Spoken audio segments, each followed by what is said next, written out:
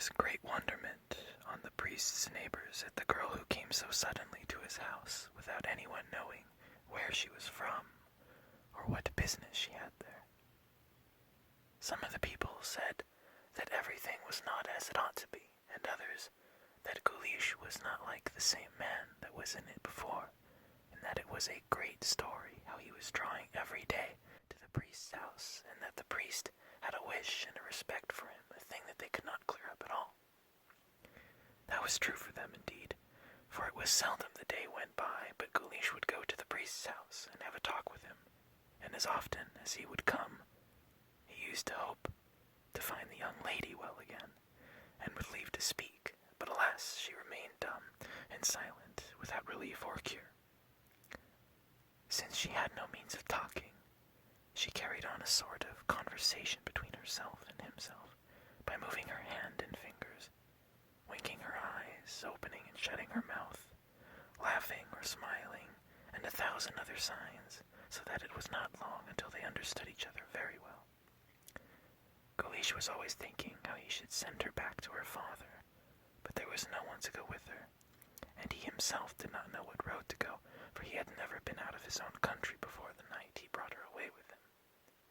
Nor had the priest any better knowledge than he, but when Guleesh asked him, he wrote 3 or 4 letters to the King of France, and gave them to buyers and sellers of wares, who used to be going from place to place across the sea, but they all went astray, and never a one came to the king's hand.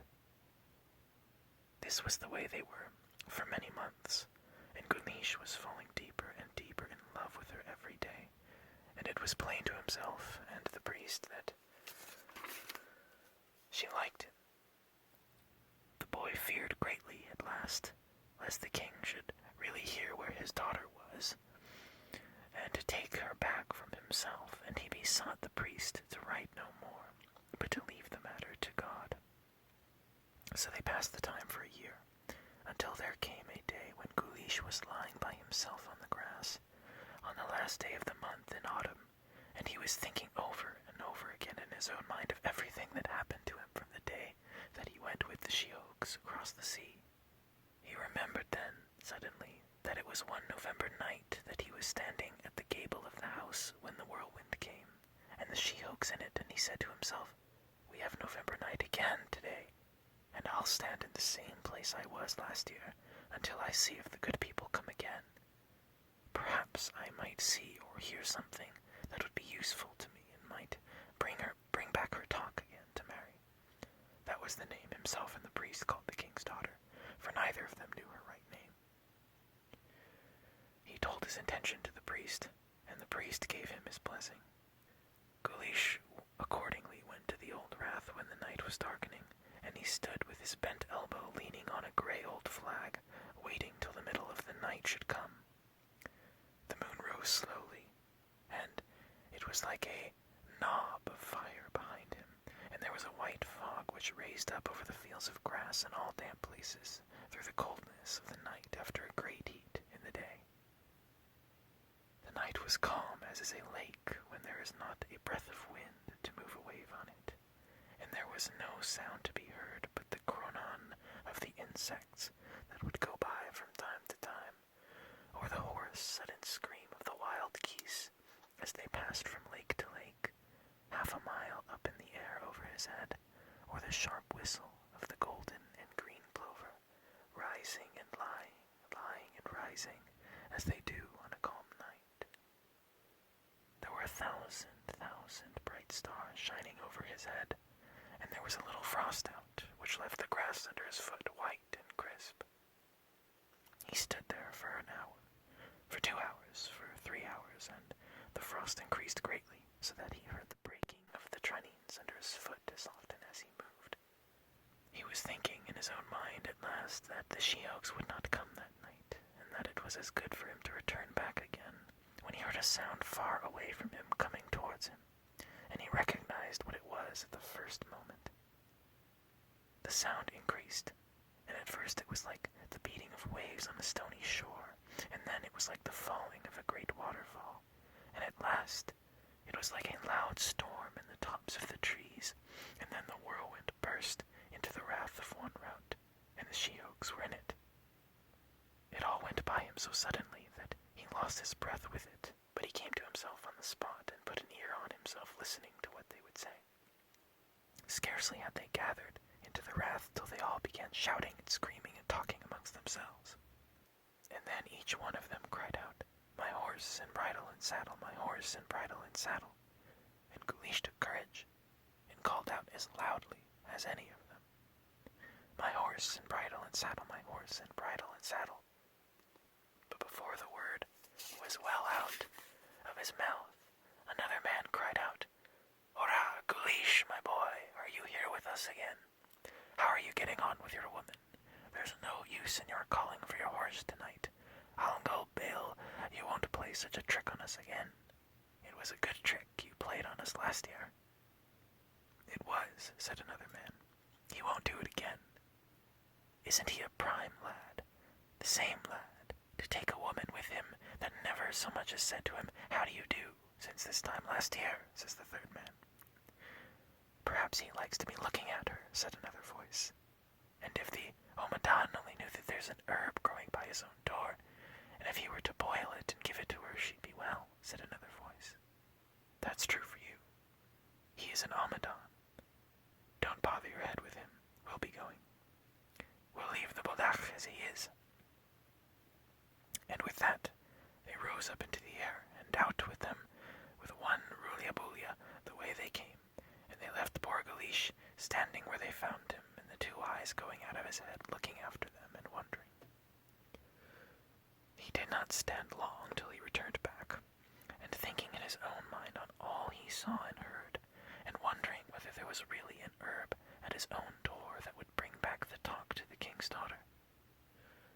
"It can't be," says he to himself, "that they would tell it to me, if there was any virtue in it, but perhaps the she-oak didn't observe himself when he let the word slip out of his mouth. I'll search well as soon as the sun rises, whether there's any plant growing besides the house except thistles and dockings."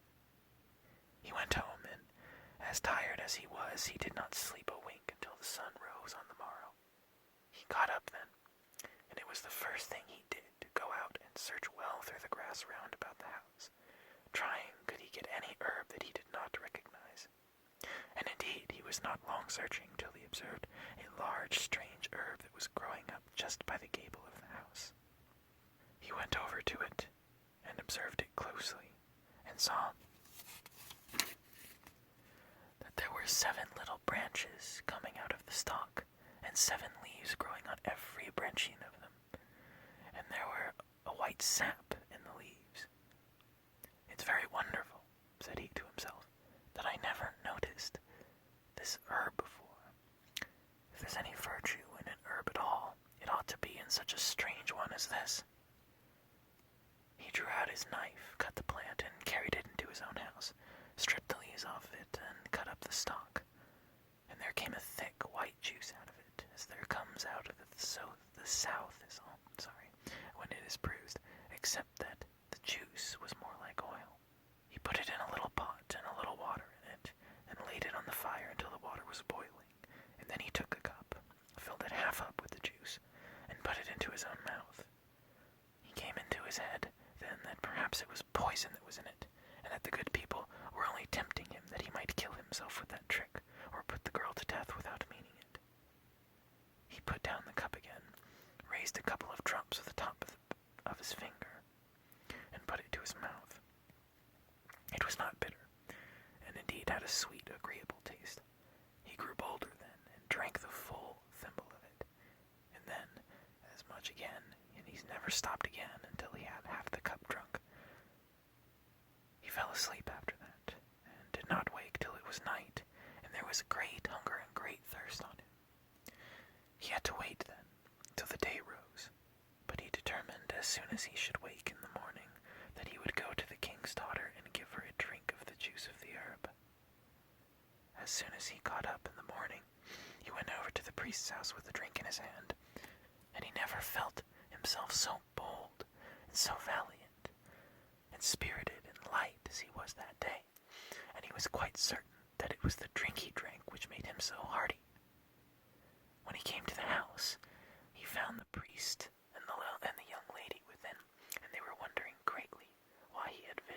visited them for 2 days.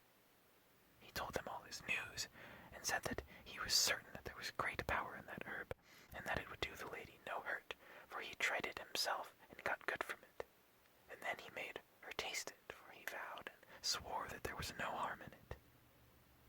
Guleesh handed her the cup, and she drank half of it, and then fell back on her bed, and a heavy sleep came on. And she never woke out of that sleep till the day on the morrow. Guleesh and the priest sat up the entire night with her, waiting till she should wake, and they, between hope and unhope, between expectation of saving her and fear of hurting her. She woke at last when the sun had gone half its way through the heavens. She rubbed her eyes and looked like a person who did not know where she was. She was like one astonished when she saw Guleesh and the priest in the same room with her, and she sat up doing her best to collect her thoughts. The two men were in great anxiety, waiting to see would she speak or would she not speak, and when they remained silent for a couple of minutes, the priest said to her, "Did you sleep well, Mary?" And she answered him, "I slept, thank you." No sooner did Guleesh hear her talking than he put a shout of joy out of him, and ran over to her and fell on his 2 knees and said, "1,000 thanks to God who has given you back the talk, lady of my heart. Speak again to me." The lady answered him that she understood it was he who boiled that drink for her and gave it to her, that she was obliged to him from her heart for all the kindness he showed her since the day she first came to Ireland, and that he might be certain that she would never forget it. Guleesh was about ready to die with satisfaction and delight. Then they brought her food, and she ate with a good appetite, was merry and joyous, and never left off talking with the priest while she was eating. After that, Guleesh went home to his house, and stretched himself on the bed and fell asleep again, for the force of the herb was not all spent, and he passed another day and night sleeping. When he woke up, he went back to the priest's house and found that the young lady was in the same state, that she was asleep almost since the time he had left the house. He went into her chamber with the priest, said they remained watching beside her till she woke the second time, and she had had her talk as well as ever, and Guleesh was greatly rejoiced. The priest put food on the table again, and they ate together, and Guleesh used after that to come to the house from day to day, and the friendship that was between him and the king's daughter increased, because she had no one to speak to except Guleesh and the priest, and she liked Guleesh best. So they married one another, and that was the fine wedding they had, and if I were to be there then, I would not be here now, but I heard it from a birdie that there was neither cark nor care, sickness nor sorrow, mishap nor misfortune on them, till the hour of their death, and may the same be with me, and with us all.